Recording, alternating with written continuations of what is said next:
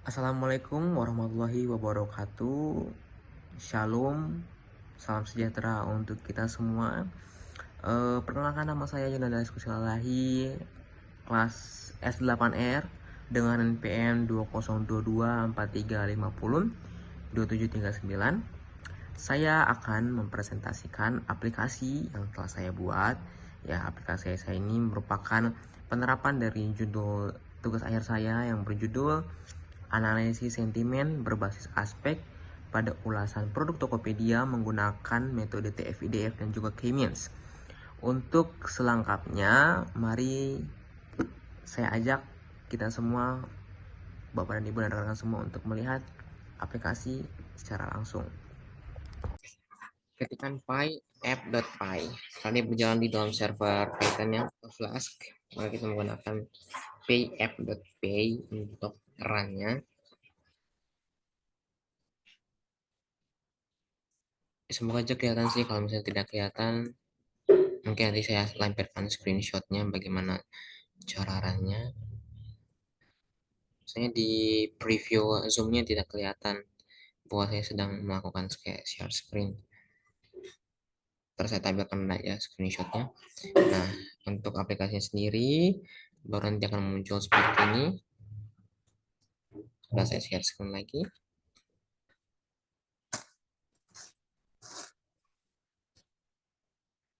Nah, apabila kita sudah sedang run di text editornya di sini, ya, tampil awalnya. Kita coba login karena saya sudah daftar. Nah, jadi kita upload datasetnya ke sini. Kita menggunakan dataset dari predict ID, dari Mendeley, dataset public, kemudian mulai analisis. Nah, karena saya sudah melakukan analisis, maka ini merupakan tampilan awalnya. Ya, seperti ini. Tadi tidak saya record karena jujur lama sekali untuk prosesnya, sekitar 10 sampai 20 menit, 10 sampai 15 menit. Jadi saya memutuskan untuk menghentikan Zoom karena terlalu berat ya, laptopnya tidak terlalu kuat ini nge-record ini ya. Mohon maaf sekali Bapak Ibu dan teman-teman semua, tapi pada dasarnya seperti itu ya. Kita upload kemudian menganalisis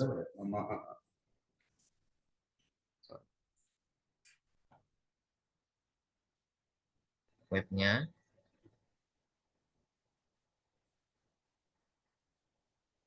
Sudah tampil belum ya? Ini. Baik, oke, saya harap sudah tampil layarnya. Oke, jadi tadi kita sudah melakukan proses upload, kemudian pre-processing, TF-IDF, kemudian reduksi dimensi, SVD, dan juga K-means. Nah, maka ini merupakan tampilan awal dari dashboard ketika data sudah diupload ya, sudah diproses juga ya. Data awalnya adalah 5.400 data, kemudian setelah di pre-processing ada di 4.778 data, kemudian untuk jumlah kasusnya saya menggunakan 6. Di sini kita bisa melihat scatter plot untuk melihat distribusi ulasannya, di mana warna biru ini merupakan ya, warna biru di sini itu merupakan kesesuaian atau kendala kerusakan atau kendala produk. Kemudian warna kuning di sini itu merupakan kepuasan pengiriman, kemasan pelayanan. Terus warna hijau di sini ya, warna hijau di sini dia adalah kesesuaian produk dengan pesanan atau deskripsi. Kemudian warna ungu kualitas fungsi produk, warna merah ketidaksesuaian produk dengan pesanan atau deskripsi.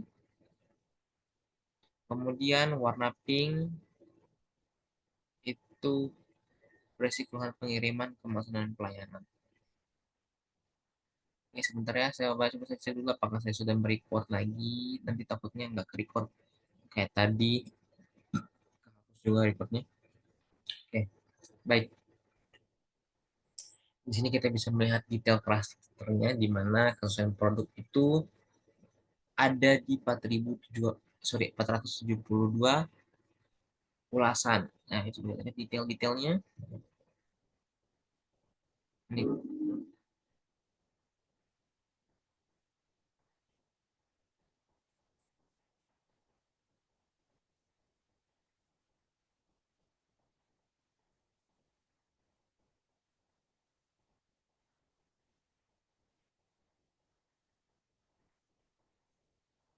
oke. Dan di kelas pertama ada kerusakan atau kendala produk. Ya, coba kita lihat di word cloud per clusternya, word cloud clusternya, di mana kata kecewa ini merupakan paling banyak, kemudian disusul oleh kata beli, kata tidak ada, tidak sesuai. Ini merupakan kekecewaan dari produk ya, karena dia rusak dan berkendala produknya. Jadi kita lihat ulasannya di sini ada sangat kecewa, baru 4 bulan scroll sudah rusak dan sebagainya. Ya, di sini kita bisa melihat sampai 1222 ulasan. Lanjut ke kepuasan pengiriman, kemasan dan pelayanan. Kita bisa terlihat di sini bahwa kata dominannya adalah cepat, kemas, kirim, ya. Kemudian ada respons, itu merupakan masuk ke dalam kepuasan pengiriman, kemasan dan pelayanan. Di contoh ulasannya seperti ini, ya pas ya, pengiriman cepat, packing rapi, kualitas mantap. Terus kita coba lihat desain produk, bagus sesuai harapan, barang mantap sesuai deskripsi, laptop adem dan sejuk. Ini kita cepat aja ya, Bapak dan Ibu dan juga rekan-rekan sekalian, karena tadi saya merecord cuman nggak kesimpan begitu ya, udah ngejelasin panjang lebar. Kemudian ada di sini word cloud clusternya, ya ini cluster kualitas dan fungsi produk, ya ini kata bagus paling muncul paling banyak, kemudian kualitas bahan, ya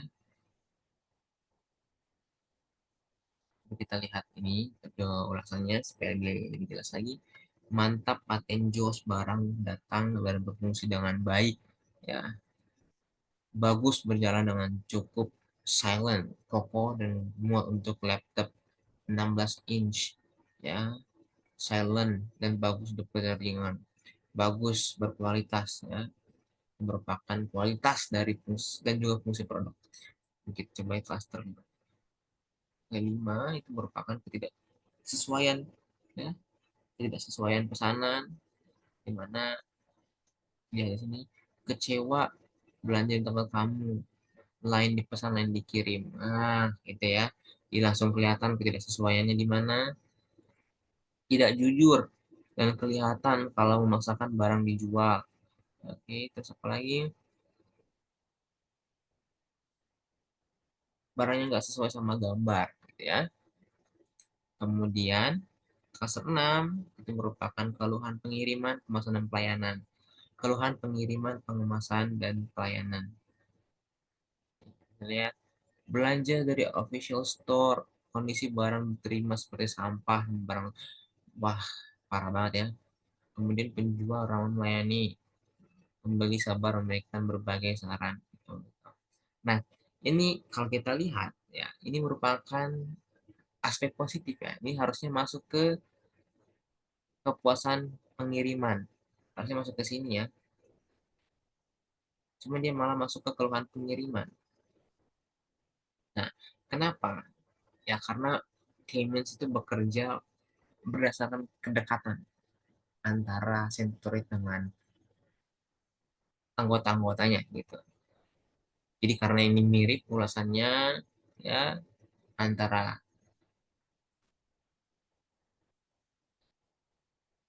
karena di sini ya sebentar ya, coba kita jelaskan lebih pelan lagi. Di sini ada pengiriman ya, di sini ada pengiriman kemasan dan pelayanan. Begitupun di sini ya kan, pengiriman kemasan dan pelayanan. Cuman mereka berbicara dua hal yang berbeda. Nah, di sini ini didominasi oleh ulasan positif, sedangkan di sini didominasi oleh ulasan negatif. Nah, ulasan positif juga masuk ke dalam sini karena Kemis melihatnya sebagai hal yang serupa dalam tanda kutip gitu ya. Karena mirip gitu, kata-katanya mirip. Jadi dia masuk ke dalam klaster negatif padahal sebenarnya itu positif. Nah, kemudian coba kita lihat untuk lebih detailnya di evaluasi Roberta ya. Evaluasi Roberta ini di mana dia bisa mengklasifikasikan ya. Negatif itu diprediksi 2.465 ulasan. Kemudian untuk positif diprediksi sebagai 2.233 ulasan. Netralnya adalah 79. Coba kita lihat detailnya. Ya, seperti yang tadi saya bilang ya. Di sini terlihat bercampur ya, meskipun nama klasternya adalah keluhan pengiriman di sini, tetapi dia berisi ulasan positif, ulasan prediksi positif. Ya. Dia ada di angka 17,3%. Tetapi dominasinya adalah negatif ya, 79,9% gitu. Begitupun dengan yang lain-lainnya. Oke, coba kita mau lihat lebih detail ya. Coba kita lihat ulasannya. Nah, seperti ini ya. Ini merupakan kesesuaian produk ya, kesesuaian produk. Bagus sesuai produk harapan juga harapan penjual. Seharapan penjualnya juga ramah. Ya, positif, kemudian juga diprediksi negatif, betul ya. Oh ya, sedikit saya jelaskan, ini merupakan prediksi sentimen di sini, sedangkan ini merupakan ground truth ya.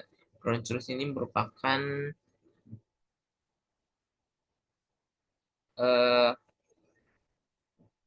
dasar ya. Ini tuh ada di dataset Product ID. Jadi dataset ground truth ini dia diverifikasi eh, oleh para ahli yang membuat dataset ini. Jadi mereka eh, apa namanya melabeli sendiri secara langsung gitu ya bahwa bahwa ulasan ini itu sebagai positif. Nah, ini merupakan prediksi sentimen dengan Indobird. Ya. Di sini Indobird cukup akurat ya. Di sini sudah cukup akurat di mana dia bisa prediksi ulasan sesuai dengan ground truth-nya, sesuai dengan ulasannya juga. Tapi kira-kira ada nggak sih yang salah prediksi dari Indobird ini? Ada yang Indonesian Roberta ini ada di sini. Coba lihat, kita baca ulasannya benar-benar sesuai ekspektasi sih. Auto belajar Triumph. Ya, jadi di sini diprediksi sebagai negatif, sedangkan pada ground truth ini harusnya adalah positif. Tapi dia diprediksi sebagai negatif di sini.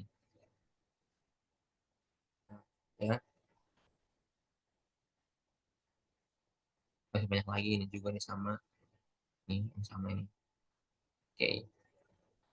Nah, begitupun dengan yang lain-lainnya sama-sama ya. Kalau keluhan pengiriman didominasi oleh keluhan sekitar 79,9%, sedangkan eh, keluhan pengiriman sebenarnya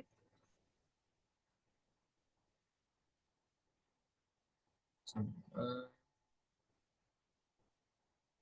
ya ini di sini kesan produk itu ada 14,5% diprediksi sebagai negatif, sedangkan 80-nya merupakan positif, 80%-nya. Kemudian ini kualitas konsumsi produk itu 72,3%, sedangkan negatif 27,4%. Itu seterusnya.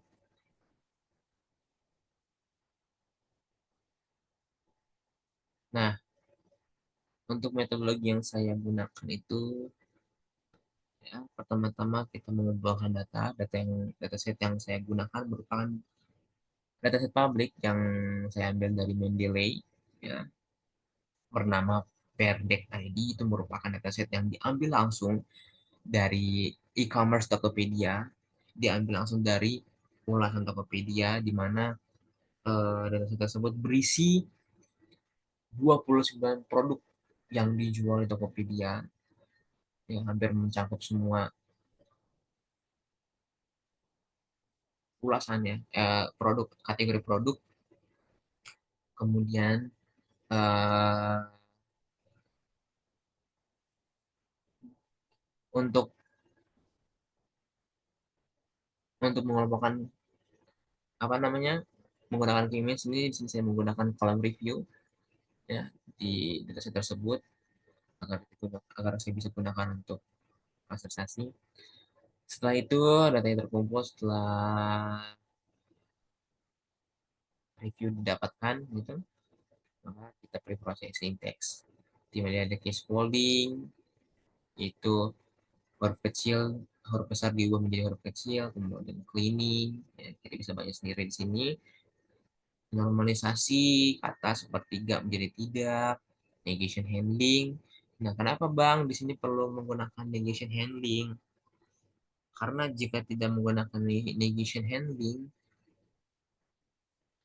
Siemens itu akan melihat ini sebagai dua hal yang berbeda gitu.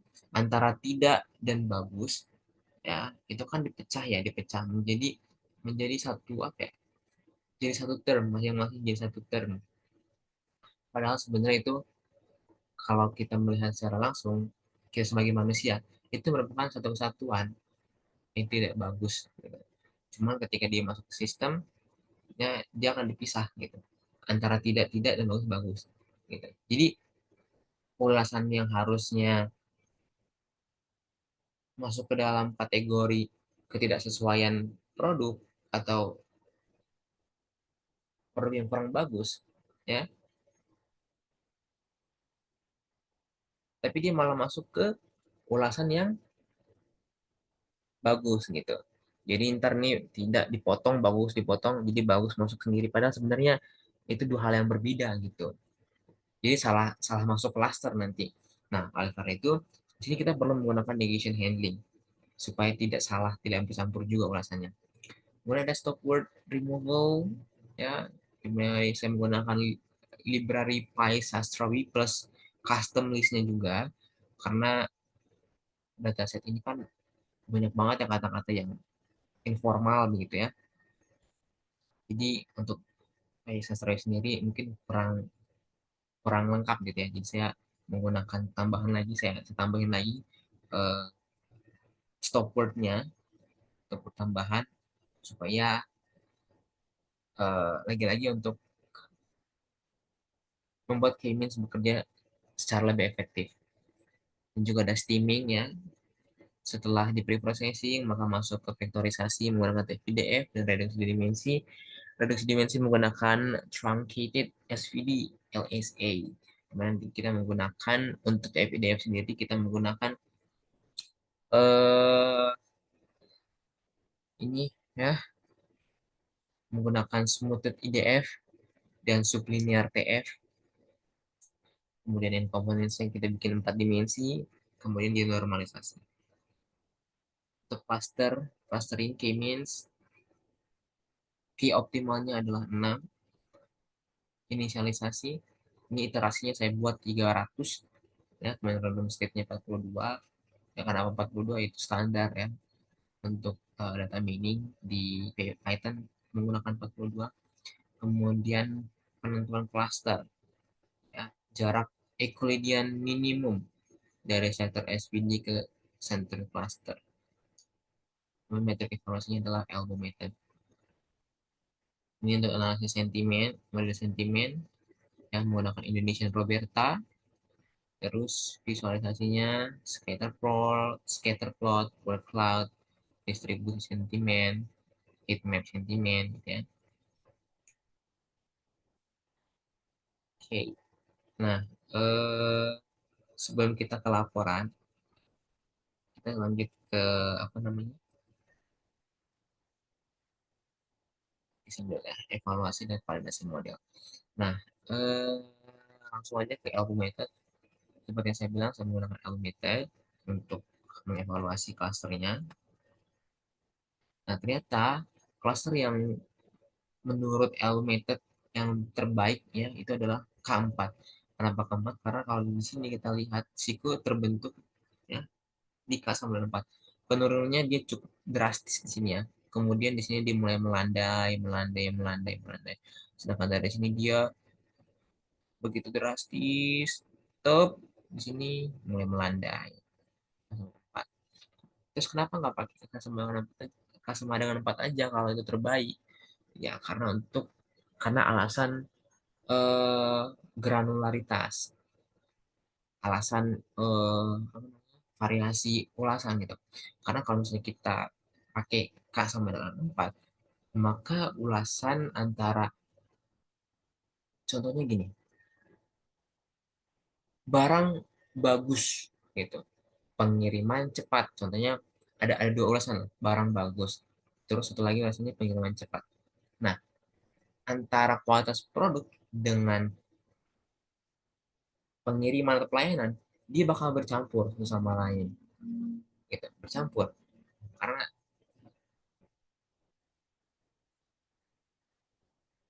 gitu ya, bercampur ya.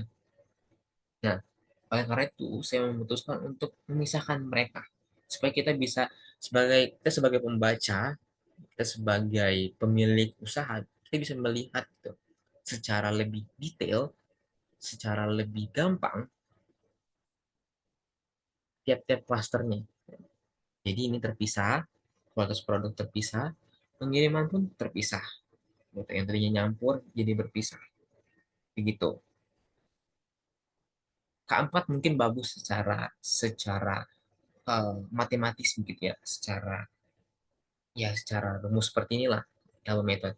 Namun untuk keperluan interpretasi, keperluan granularitas, maka kita menggunakan K sama dengan 6 gitu. Dan K sama dengan 6 ini saya pilih juga berdasarkan kriteria penilaian Tokopedia gitu. Kriteria penilaian Tokopedia ada apa aja? Pengiriman lagi, pelayanan lagi, terus eh, akurasi produk gitu ya. Jadi K96 ini merupakan kayak yang dipilih dalam penelitian ini dan menjadi kayak yang terbaik gitu ya. Oke, setelah itu mungkin kita akan ke laporan, lanjut ke laporan. Kita sedang laporan PDF aja ya. Ada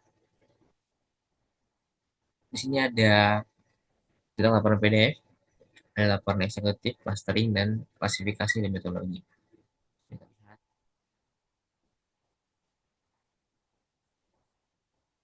Oke, di sini distribusi sentimennya di mana 46,7% dari seluruh ulasan tersebut merupakan positif ya. Sedangkan ya positif 51,6%-nya merupakan negatif. Sedangkan 1,7% diantaranya adalah netral. Gitu.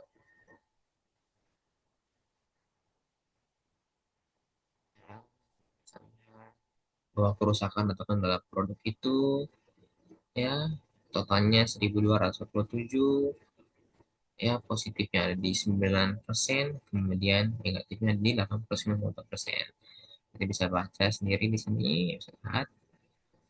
Nah, di sini ada rekomendasi bisnis kecil-kecilan di mana aspek kerusakan atau kendala produk yang memiliki 89,4% ulasan negatif, maka dia memerlukan perhatian khusus. Begitupun dengan aspek ketidaksesuaian produk dengan pesanan atau deskripsi, dan juga peringatan terhadap keluhan pengiriman, kemasan, dan pelayanan. Nah, ya, jadi itu merupakan hal-hal yang perlu diperhatikan oleh pemilik toko atau Tokopedia juga bisa, ya, supaya mereka bisa melihat, oh ternyata ini ya harus hal-hal yang perlu kita perbaiki itu seperti ini gitu. Ada aspek aja bermasalah, oh ini gitu. Coba kita perbaiki ya, gitu ya. Kemudian ada klasifikasi.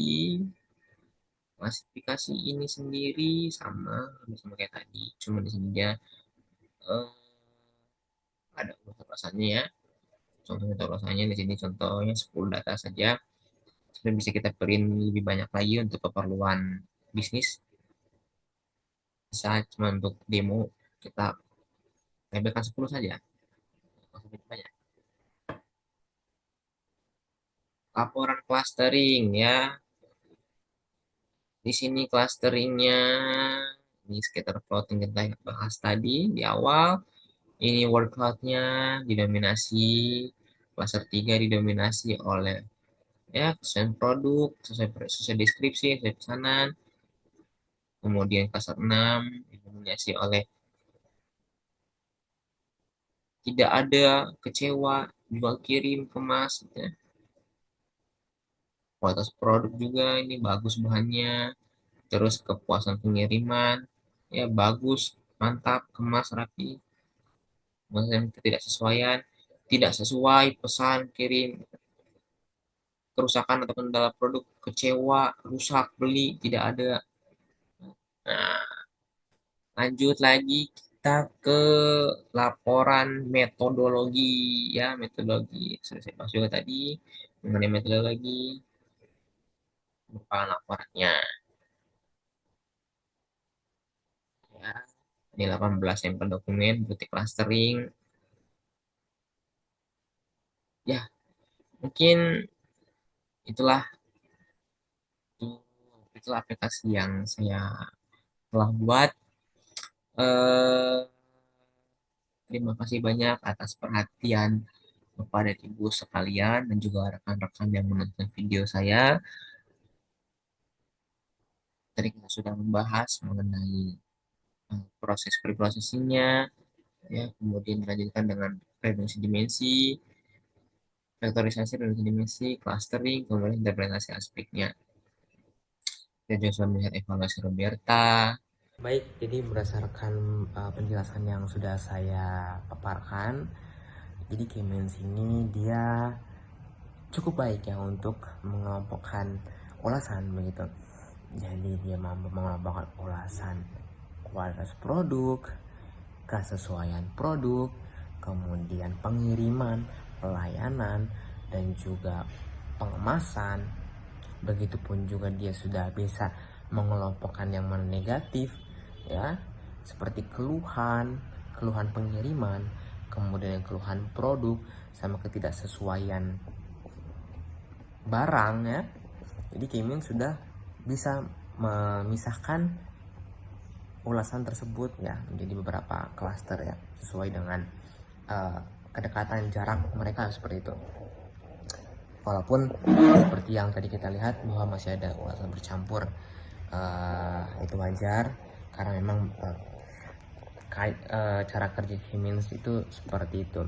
Mungkin di penelitian berikutnya bisa dikembangkan lagi agar hasil pengelompokannya lebih akurat gitu ya, dengan mungkin dicoba dengan word to fact ya, itu pengganti TF-IDF, atau mungkin dengan teknologi-teknologi lain yang lebih bagus, lebih baik ya, untuk diterapkan pada dataset ulasan yang banyak seperti ini. Cukup sekian presentasi yang dapat saya sampaikan Bapak dan Ibu dan juga rekan-rekan sekalian. Saya mengucapkan terima kasih atas perhatiannya.